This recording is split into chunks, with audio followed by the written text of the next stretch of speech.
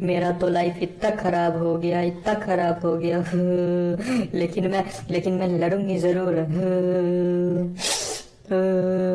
Dear Jack Dorsey sir, पहला गो, please cancel my suspended account.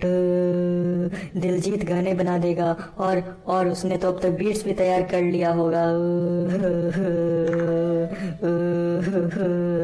अगर मैं ट्वीट नहीं करूंगी तो मेरे सारे फॉलोअर्स मेरी सस्ती कॉपी को कंगना समझ के फॉलो कर लेंगे।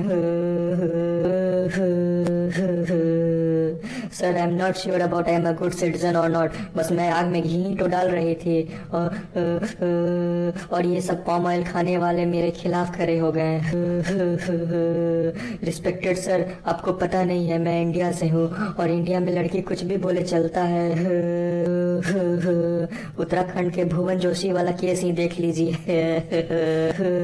सर, आप ये कल्चर आप यहाँ का बदल के अपने ऊपर इल्जाम मत लीजिए। आज के दिन ही आईपीएल को बैन होना था, मुझे तो पूरी लाइमलाइट भी नहीं मिल रही है।